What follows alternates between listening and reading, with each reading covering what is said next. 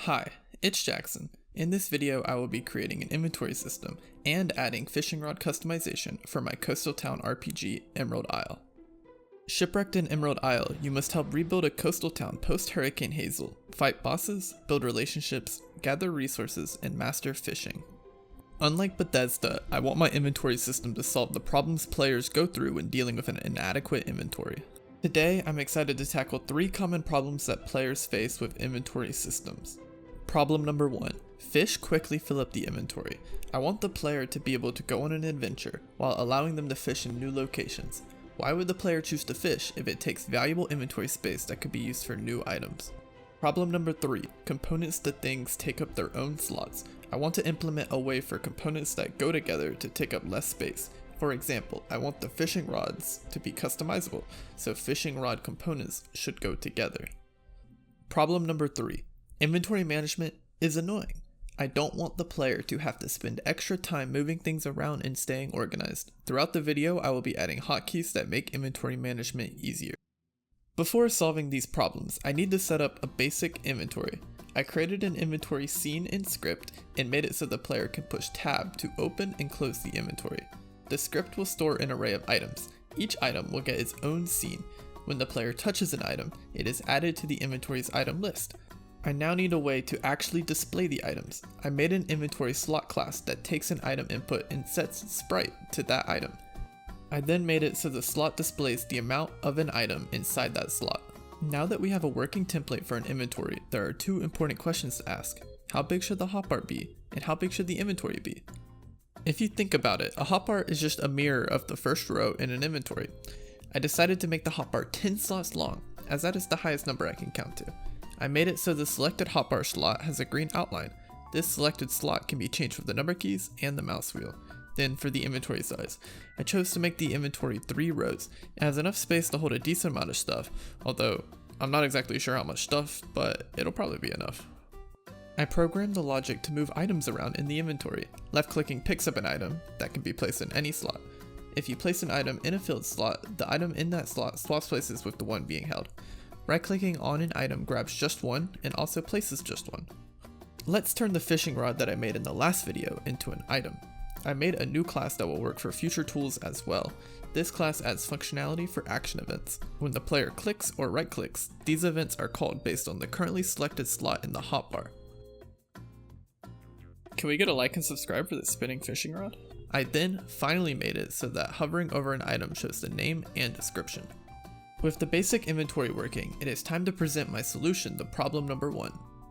To address the first challenge we identified, the issue of fish quickly filling up the inventory, I've implemented a dedicated solution, my high school nickname, the Cooler. The Cooler will open a mini inventory that can store fish just like a fishing cooler in real life. When the player clicks the icon, the 9-slot inventory opens. The Cooler can only store fish and nothing else. Now, instead of fish cluttering the inventory, they automatically go into the Cooler when caught. This keeps fishing as a rewarding activity while removing the hesitancy of the player to fill their valuable inventory space with fish. If the cooler is already full, then the fish just goes into the regular inventory and there's no problems after that. Right now, collecting items feels lackluster. The player just kinda walks into them and they appear in the inventory with no notification. I added a pool on the items that are near the player. They now accelerate towards the player until they are picked up. I also added a little pop-up for when an item is collected, displaying the sprite, amount, and item name. Inside of the inventory, I added a section for equipment.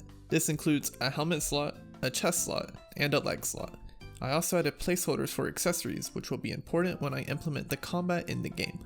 I will also want to add vanity slots so the player can change what they are wearing separately from changing armor.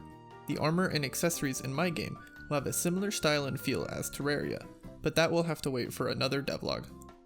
How about dropping items? If the player lets go of an item outside of the inventory, it flies out in the direction they are facing. I also went ahead and added a hotkey for this action, so just like in Minecraft, you can press Q to drop an item. Other than a cooler, what else do fishermen bring with them on a fishing trip? A fishing rod. Well, we already have that, so a Tacklebox. A Tacklebox is a storage device for hooks, lures, bobbers, and so on. This will be my solution for problem number 2. Fishing rod components would fill up the inventory without this feature. I want the player to be able to bring multiple types of bait, fishing line, etc. in order to catch different types of fish on one adventure. Without a tackle box, players would likely forego these types of items in favor of bringing more important things or leaving slots open to bring more stuff back home. I created a simple fishing line item and a shrimp lure to use as items to test a tackle box. I made the box in the same way as the cooler, except this time it stores any fishing related components. It of course doesn't store the fishing rod because I was unable to get it to fit. I made it so you can shift click items into their appropriate storage containers. Shift clicking armor puts them in the right armor slot, shift clicking fish puts them in the cooler, and shift clicking fishing components puts them in the tackle box. Now for customizing a fishing rod. Looking at our fishing rod, there are two obvious things that can be changed, the line and the reel. We can also add the bait and the bobber to that list.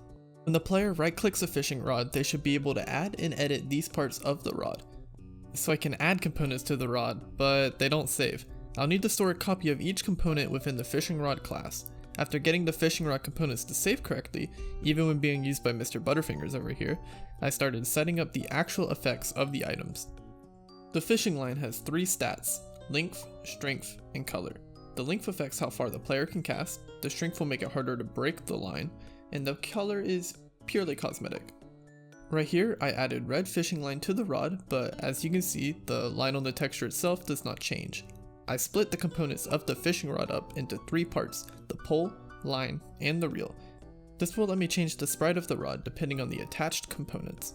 Now, the whole line is the correct color. For the other items, the reel will affect how quickly the player can pull in a fish, the bait will affect which fish will bite the hook, and the bobber will be cosmetic, for now at least. I'm not really sure what a bobber does other than look pretty. I added at least one item for each type of fishing rod component and got ready to fish. Oh, guess my line isn't long enough. Anyways, here's my last video if you haven't seen it already, and don't forget to like and subscribe if you enjoyed.